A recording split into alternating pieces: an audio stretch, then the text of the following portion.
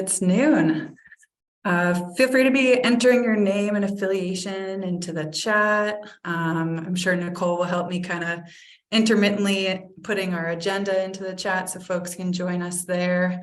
But I'll kick us off. So welcome everyone to the April Network Cafe, Growing Food in a Changing Climate. My name is Caitlin Porter, and I'm the New Hampshire Food Hub Network Coordinator, a part of the team at New Hampshire Food Alliance. Colleen typically does this intro, but she's enjoying some well-deserved time off right now. So Nicole and I will be hosting this Network Cafe with you all today.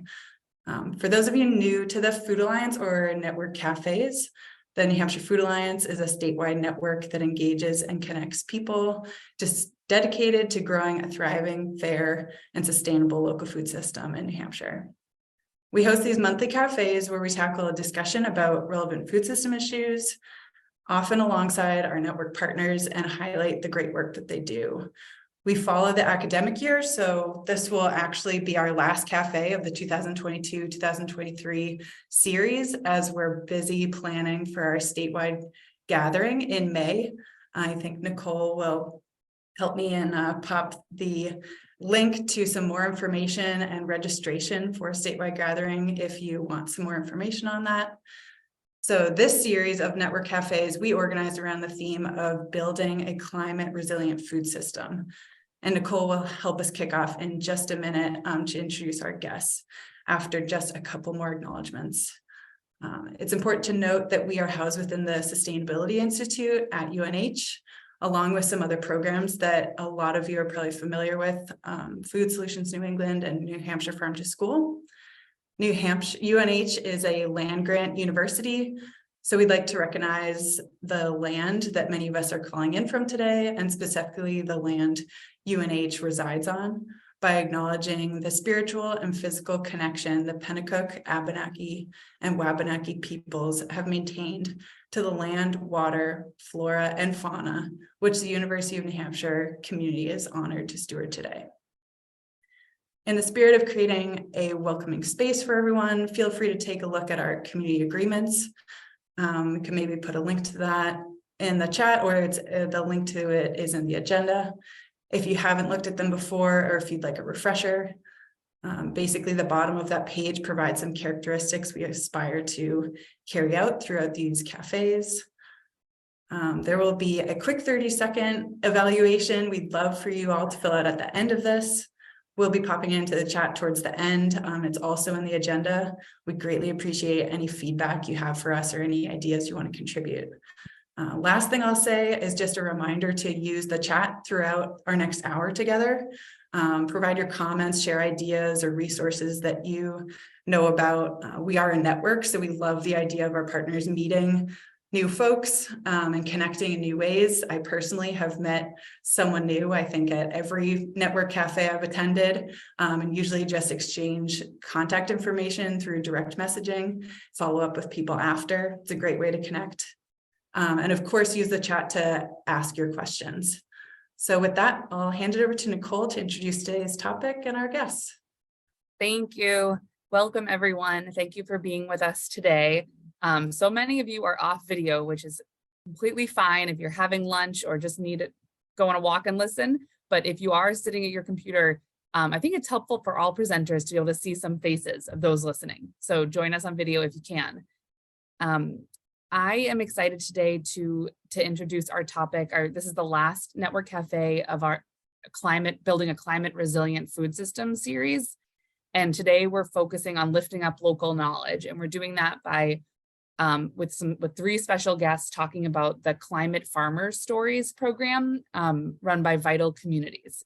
So Cecily Anderson, Cecily, I hope I'm saying your name right, is going to kick us off by talking about storytelling and in the role of storytelling in awareness building, especially with dense and complex topics like food systems change.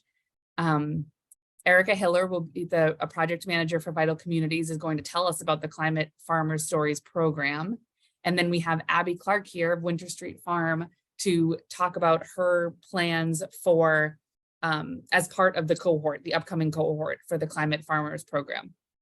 So thank you all for being here. And I'm going to hand it over to Cecily to start us off.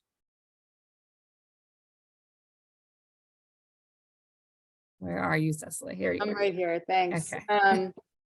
Hi, everyone. Thanks for having me. If it's all right, I'm going to share my screen so I can get some visuals up here. Yes. But in the meantime, I'll just begin by giving a brief intro to the project. So the Climate Farmer Stories project is a art-based celebration of Upper Valley farmers who are using their land to draw down carbon and build and protect biodiversity and make more resilient landscapes, and really to shore up food security in our communities.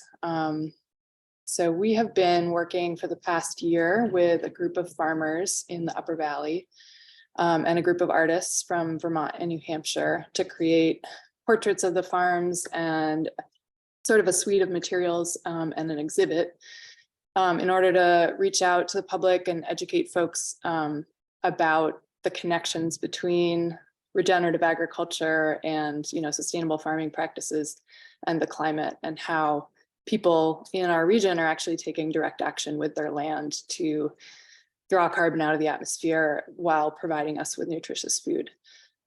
There's, I think, a general appreciation of, organic food is good for you, but I think, there's not the level of public engagement with agriculture as a tool in the fight against climate change and the effort to build our own resilience that we would like to see. So that's one goal of the project. And another is to connect farmers who are doing this kind of work and help them share skills and network together, and also take advantage of grant money that we're able to provide for marketing and message development and getting the word out about their individual farms. So there's sort of this public facing exhibit that's going to be traveling around that's currently up in the Vermont State House and up at Vail and South Royalton. We'll be up in maybe a dozen other places throughout the year.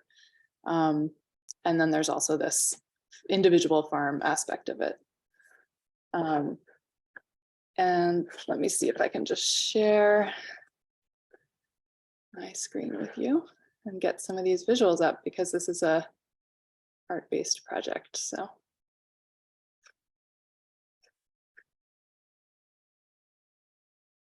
All right. So one of the things we did as part of this process with Vital Communities is worked with some folks to help create message frames and basically figuring out the best and most effective ways to tell our stories to the public. And this was a collaborative process with the farmers and really driven by the farmers.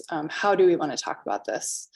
What kind of language do we want to use to reach people? And how do you as farmers want to be represented?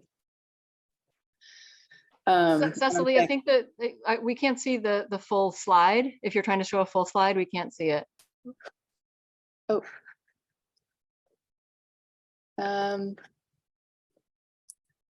What can you see, Nancy? Because I can see the full slide in my version. We just see a little bit with, well, is it just me? No, we can see it says click to add presenter note. Cecily, yeah. It might be a presenter's view that we're seeing. Oh, yep. Okay. Let me see. I'm not sure. Oh, I must have selected the wrong window. I'm sorry. Let me just try this again. My normal mode of operation doesn't include a lot of screen sharing.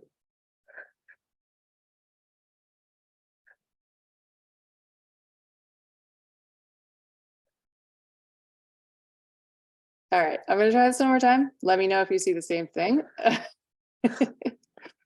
Is it the same, or is it better now? Nope, that's it. Okay. Got it. Great. Okay, so as I said, the Climate Farmer Stories project uses art and stories featuring farmers in our community to spread awareness about the connections between how humans grow food and eat and the climate crisis. Let's see, here we go. So part of our project is really about like putting this personal voice in to help communicate this kind of complex and interesting science. But and for that, we really are using the farmers, but we also are providing people with a little bit of scientific background. So this is just a poster from our current exhibit that explains the science behind soil carbon sequestration, and gives readers 5 basic principles that a climate farm will be using to achieve soil health. I'm assuming there's probably a lot of knowledge about these topics among this crew. So I probably won't spend a whole lot of time like explaining the science here. And I'll just assume that there's people kind of understand that connection and kind of float through these first couple of slides. Photosynthesis is great. Soil carbon sequestration is great. And then getting on to the artwork. So the climate farmers that we have been working with in the Upper Valley practice many different and overlapping farming methods, including no-till and low-till, cover cropping, crop rotations, and companion planting, silvopasture, managed grazing. I'm sure you guys will hear a little bit more about that later from Abby. And these all have really fascinating and complex interactions with the environment and with the farm. So to the public, we are highlighting just 1 or 2 practices or concerns for each farm, using quotes from interviews with the farmers to try to tell a complex story in a personal and accessible way. So for example, we have these big posters, and then next to them, there's these quotes from the farmers' interviews that highlight different aspects of the issue. And we know that human beings are just super social creatures, and they're very interested in what their neighbors are doing and saying. So we can reach out and teach people if we capitalize on this. So that's sort of the route that we've taken with this project, putting it all in a personal voice. You guys may recognize some of these farms.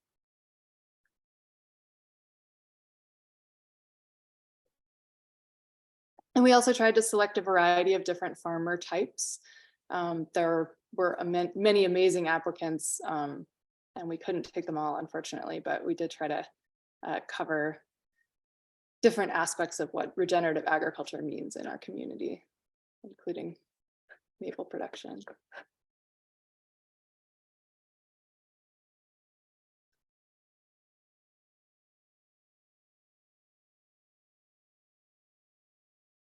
And of course, we also know that humans are irresistibly drawn to images of the human face. So if you think about most advertising, that's what you're really being sold with, is images of beautiful people. So we decided that by focusing on the farmers as characters and protagonists in this story, we can draw people of all ages in to align with a set of issues that we might not otherwise expect them to be drawn to engage with. Not everybody wants to go out and learn about soil science, but they might be interested in what their neighbors are doing.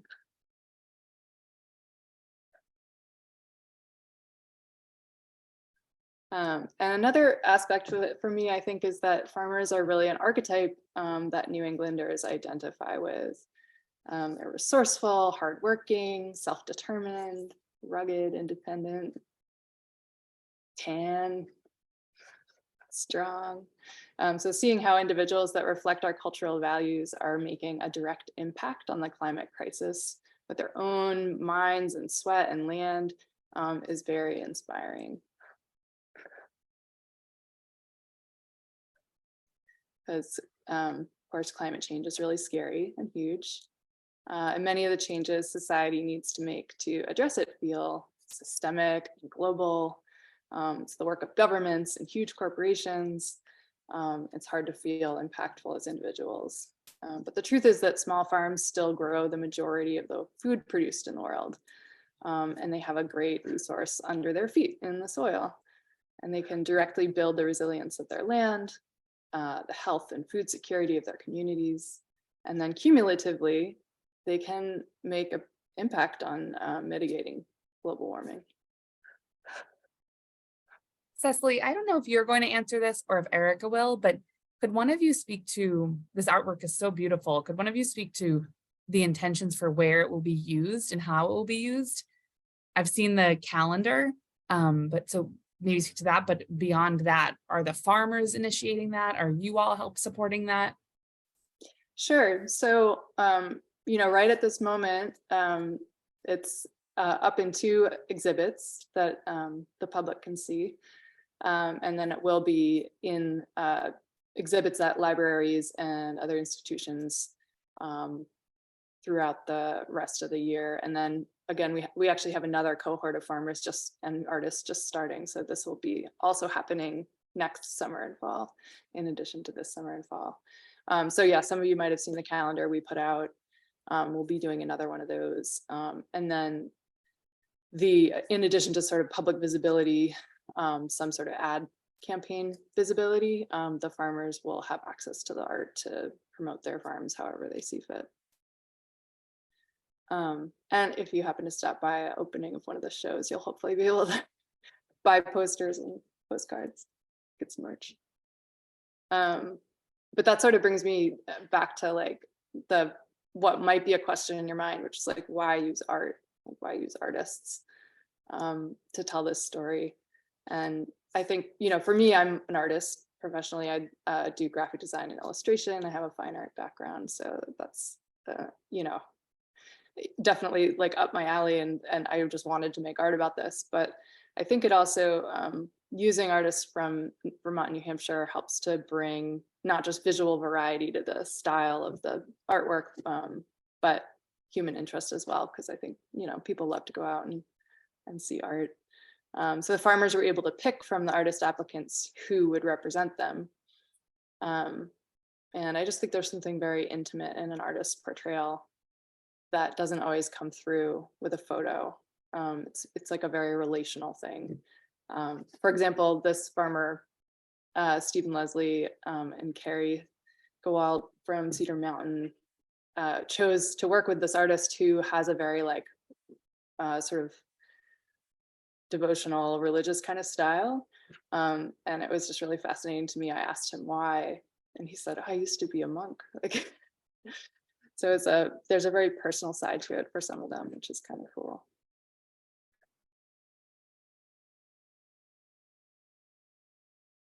And I also find something very artistic in this way of farming. I think you have to be very sensitive and observant in order to farm well, and creative when applying your knowledge and skills to a particular piece of land. Regenerative agriculture is incredibly responsive to each unique setting. It's really about letting go of the idea that we can simplify and control food production as if it were separate from nature, and make the land conform to some ideal concept we have of how things should work for maximum output. Because land is a place, and by nature that's singular and local, and ecosystems really function best at their most complex. So the farmer has to observe the particularities of the place and time and weather and history and respond to those. And I think that portrait artists and farmers are not so different in this way. How does the light fall on this particular face at this particular moment? I think that's all of them. So I don't know if you want to have some questions for me now, or maybe move on and have Nancy take it from here. I think it would be great if we had Erica to give us an overview of the project. That way we won't get questions that she's about to answer. And then we'll do, after Abby speaks, we'll have some Q&A for all of you. Great. Thank you so much for sharing. Erica, I'm looking for you. Yep, I'm right here. Hi, everyone. My name is Erica Eller. I am a project manager at Vital Communities. I like to think all of you on this call know Vital Communities, but just in case you don't, we are a nonprofit based in the Upper Valley region of Vermont and New Hampshire. So we work in 69 communities on both sides of the Connecticut River. And we've been working with farmers in the Upper Valley for over 25 years. And my particular role, I'm a project manager in climate, agriculture, energy and economy. And I am really excited that I get to work on this particular project. And really so pleased that Cecily and Abby could join today too. So Cecily, as it turns out, she didn't say this, but I'm going to say it for her, but she was actually this whole project came out of an idea that Cecily had, and Cecily really was this creative force behind this project and as the creative director on board, but it was really her brainchild from the start. And so she partnered together with Vital Communities to develop this project, which we submitted a grant to USDA, and we received this grant through their FMPP program, which is the Farmers Market Promotion Program. As we mentioned, we have had one cohort of farmers. There were 13 farmers in our cohort that started a year ago, and we've just started a second cohort.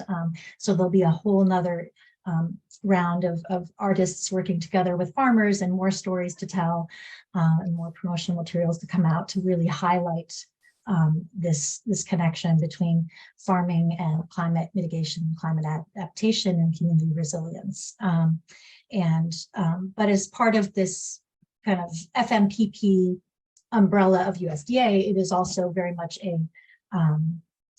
well, I'll back up. There are really three main components the way that I see the program.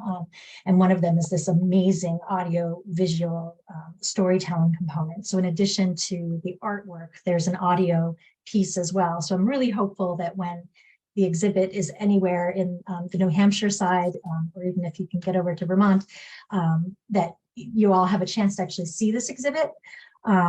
And you can hear each portrait has a really wonderful informational panel next to it, as well as an audio interview of the farmers. You can hear them directly in their own words as well. So in addition to this really tremendous audiovisual component that'll be traveling around the Upper Valley, we have also this marketing technical assistance component to the program. And so we have the farmers are working together with marketing technical assistance providers to get 10 hours of one-on-one technical assistance. And then they also get marketing stipends through the program. So really the kind of the goal is to, in addition to just really broadening public awareness of the importance of farming and agriculture and sustainable agriculture as we think about climate change, the other part is to actually promote these farmers' efforts and hopefully increase their direct market channel sales. So this is where the marketing piece comes in, and they receive some training in addition to the one-on-one technical assistance. But it's all kind of personalized, tailored work that they do with the marketing technical assistance providers.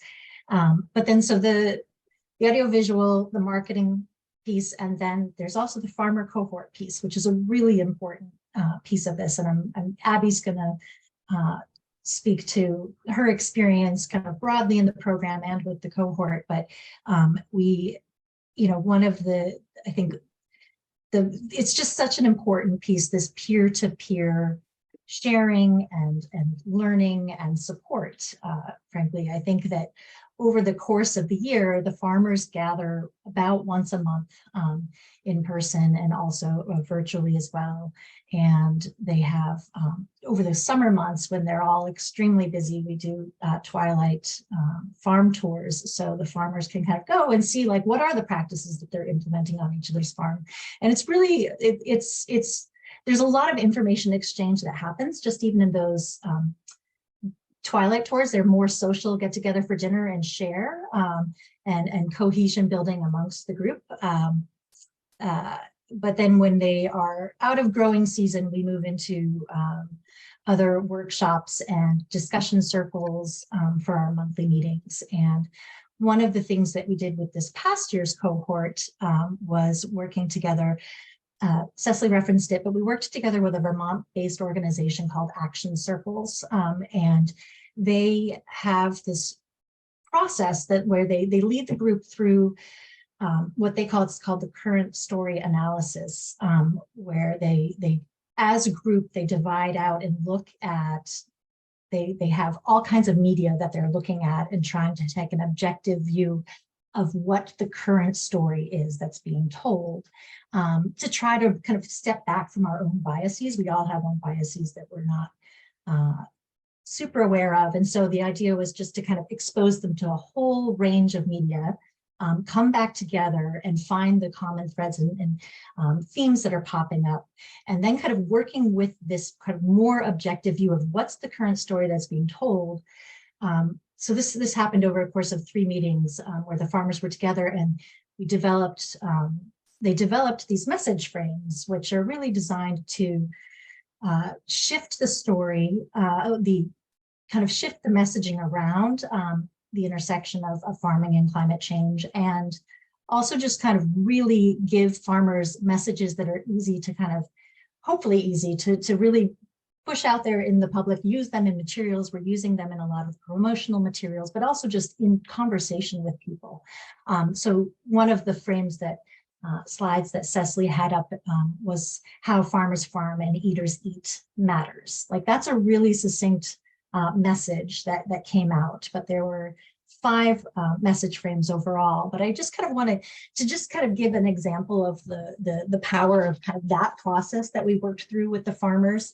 And I think I'm going to read a little bit, I apologize about that, but it's easier for me to read it. But one of the findings that came out of this whole process was that farmers are sometimes portrayed as both the victim and the hero in the current story of farming and climate change.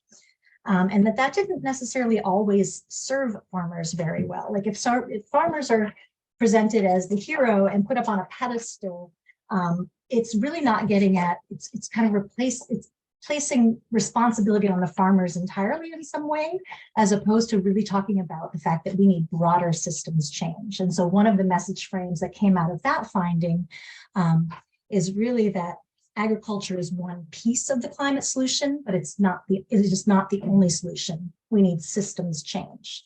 I think we all on this call realize that there's some real need for systems change. So that's, I just thought that was a very interesting piece of the program overall. And so we will continue kind of incorporating these message frames over the next year in the other promotional material that comes out, and with the new cohort of farmers. I'm trying to be aware of time because I really want to give Abby some good time to speak. So maybe I'll leave it there, and then when there are questions, I can respond. That sounds good. Thank you, Erica. And we're going to push the breakout room back a bit, so Abby does have time. We won't rush her off. I'd love to hear, Abby, from you. So let's, I'm going to move over to Abby here. All right. Hello. Thank you for having me here today. My name's Abby. I co-run Winter Street Farm with my partner, Jonathan. We are in our 4th year as a farm, so we're a pretty new farm. We're also transplants to New Hampshire. So this was a really good project for us to connect with other farmers and just kind of like really dive into the local farm community. So we were really super happy to be selected out of all the farms that that applied to the program. And over the past year, we've had a lot of great experiences with it. So for Winter Street Farm, we are no-till organic.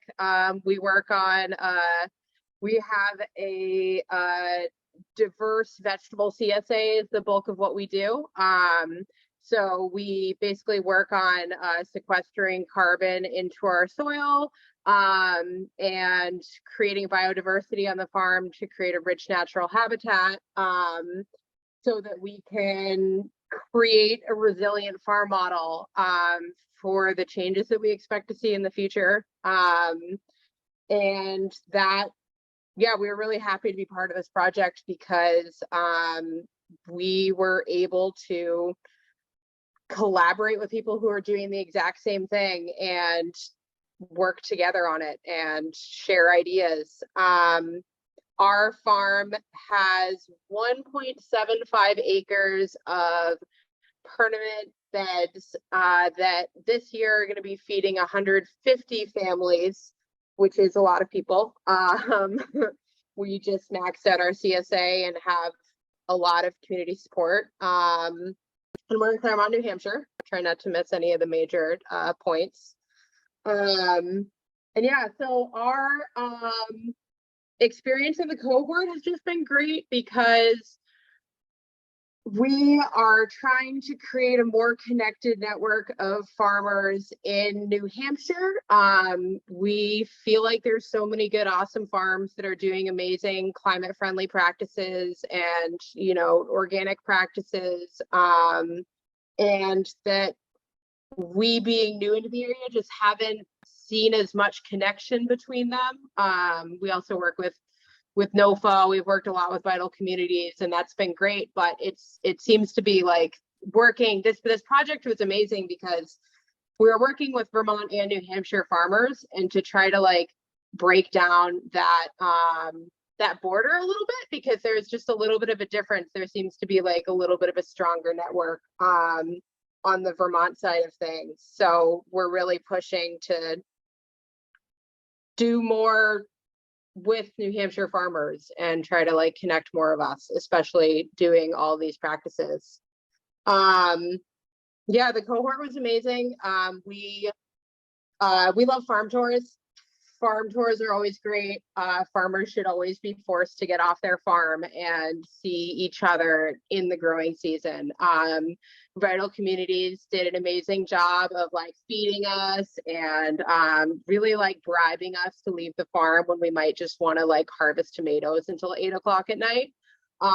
So that was good, healthy, and yeah, we were able to actually get onto each other's farms and not just see the story of what's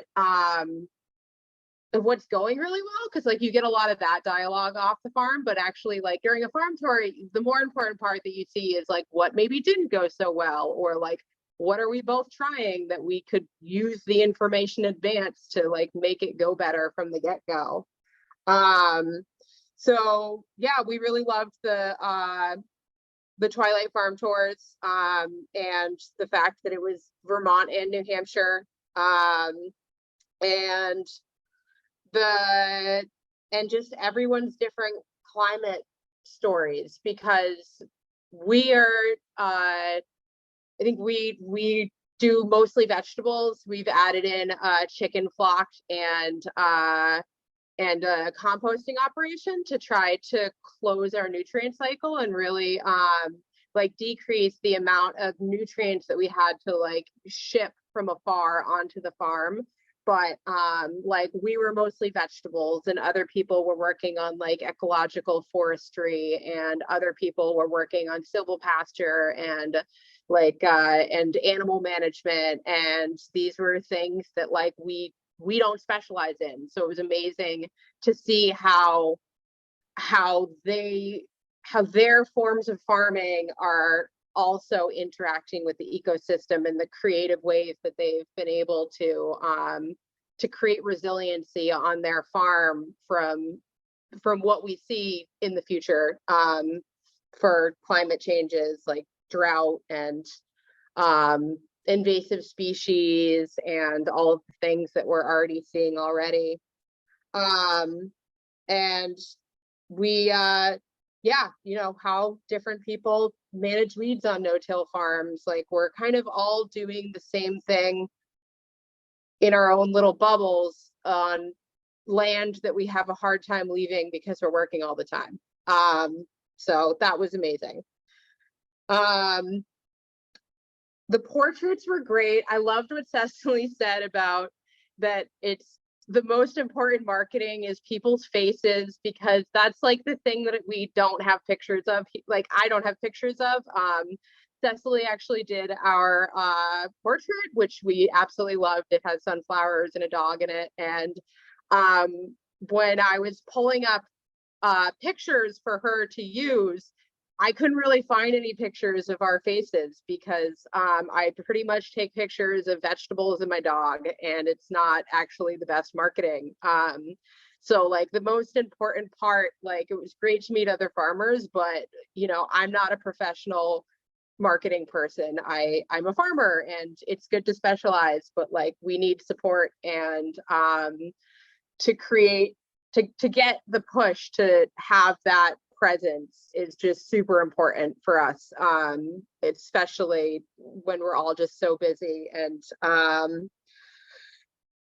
yeah, so thank you to the whole program for forcing us to show our faces. That was really good, and I'm super happy to have that portrait to put on Facebook and Instagram and just use anywhere we can. The other super important part of it was the grant money to use for marketing assistance, which we use. We're completely redoing our website. I made my own website 4 years ago, and I think I did just fine of a job, but it has always been a thing that we were going to have a professional do. And when we're, buying fertilizer and seeds, it's really hard to prioritize paying for marketing, because it's just a less tangible thing that can so easily be pushed off. So we used our funding. We're currently redoing the entire website, and we were able to use the marketing, the technical assistance, working with a group that Vital Communities connected us to try to streamline some of our online presence, newsletter, that type of stuff, to just make it more of a professional online presence. And that was super important. And because we actually, we're still expanding as a farm, and we're kind of at this place where we need the assistance to expand professionally moving forward. We sell out our CSA shares, but we're going to need to expand in the future. And we're trying to be more than just a place to get vegetables. We want to be an educational opportunity. We want to be an effect on the community, and have events and workshops. And we're just moving forward. This really helped us kind of get the backing we need to really push forward and be a larger presence for this stuff in the future. So yeah, it was really great. If they do future cohorts in the future, I know that the next cohort is all signed up for, but we definitely highly recommend it. Thank you so much, Abby, and all of you. I want to take a few minutes here for Q&A before we jump into small groups. We have one question that was earlier up in the chat saying, I love this project. I do too, by the way. How do artists apply? Can you speak a little to that? And are they all illustrations or photo illustrations, or are photographers possibly part of this as well? Erica or Cecily, want to take that? Sure. Yeah, we actually, unfortunately, we just closed out our application process. And we do have, we have this is funded by a 2-year grant. So that's the current timeline for it. I'd love to do it again if the, funding became available somehow, but currently we're not planning on doing another one. Thank you. Any other questions? I don't see any hands raised. We have information in the chat to read more about the program and to look at all of the artwork. Erica, yeah. Yeah, there was one other thing I just wanted to mention briefly about the exhibit. So when we mentioned that it's in the Vermont State House at the moment, and I'm hoping that we can find more spaces in New Hampshire, particularly we have a whole other year to plan. But at the moment, I think what's really exciting about this in the State House is that they have rural Vermont and NOFA Vermont have a small farm action day. And some of the farmers will actually be able to be there meeting and greeting with legislators, talking to the legislators directly while the artwork and all the information that goes together with the artwork is up all around them. So it can have a really great impact. And I think about these things in terms of like the Farm Bill is under development right now. And I feel like this is a really powerful storytelling tool and a way to get people to really think about the issues that are affecting small farms and climate resilience. Absolutely. So I'm hearing if anyone in the group has ideas, and I do have ideas, I'm going to follow up, Erica and Cecily, with you afterwards about some ideas of exhibiting in New Hampshire. But if others have ideas, please share them offline or in the chat now with Erica. All right, last call for questions. You were all so clear and informative. No one has questions for you. All right, well, we can, yep. I've got a quick question. I'm wondering if there's any, is the Twilight series also a part of this grant and therefore will discontinue with it? Or are there any kind of, at least maybe from a farmer perspective, things that are lasting, the connections that you made? Is there any, I just think it's so valuable. An outcome that came from this is the getting farmers off the farm, you know, as you said, Abby, when you could easily be picking tomatoes until twilight. Are you, Abby, maybe planning on continuing any of these relationships with the farmers that you connected with? Oh, definitely. I mean, we're very friendly people and we love other farmers. We all made lots of connections that continued off of it. Like there's people there that, I mean, yeah, we definitely would, I mean, either like go take part in their events, because like we all do events on our farms, like not all of us, but like we actually built a giant pizza oven last year. So for our Twilight on this farm, we were able to make pizza for people, and like hopefully they'll come to our future events. And we got to meet this farm actually just last week called Calabash that is the largest saffron grower, and we happen to be growing saffron, and that was like probably the most valuable information I could have received about our growing practices there. And there are the one program that I know of that continues on is called Craft through NOFA New Hampshire. And that's a really good program to take part in, where basically it's farm tours. But I also would support anyone's efforts to do more on farm stuff that, you know, kind of targets each other. Mm-hmm. Thanks, Abby. Erica, you wanted to add something?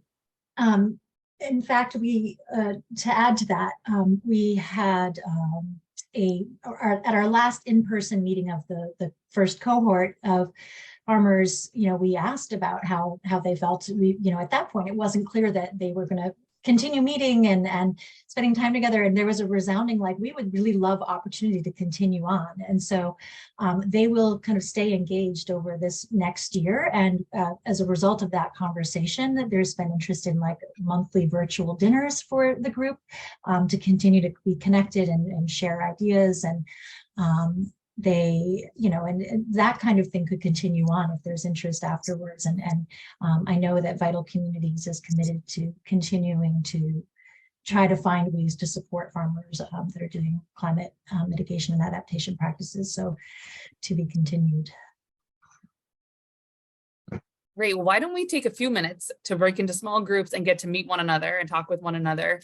And so this is the last of the Climate Resilient Network Cafe series. So the original question for the breakout rooms was to introduce yourself and share something that stuck with you, from whether this is your first one or you've been to all of them over the last 6 months, something that stuck with you from it. And then I want to add a second question, which is, do you have ideas for sharing these climate farmer stories, this program and this beautiful artwork in New Hampshire? And if you do, you know, share it with the group, put it in the chat so we can capture it and get it to Vital Communities. I think that's something that we can all contribute as a network to helping amplify this great work. Okay, so we'll do that for just a few minutes, and then we'll circle. We'll end with we'll end 5 minutes early. So we'll break out for 10 minutes, and then let's come back to quick close. Here we go. All right, I hope you all had nice discussions. I have 2 requests. 1, take the evaluation. It's very fast. And secondly, consider joining us for the New Hampshire Food System statewide gathering in May. Thank you to Cecily and Abby and Erica for your incredible work and for being here. That was so wonderful to hear, and it's very inspiring. And I know that many of us are eager to amplify. So if you have ideas, or you talked about ideas in your breakout room for how to help with that, let me know and I'll get those ideas to Vital Communities, or reach out to them directly.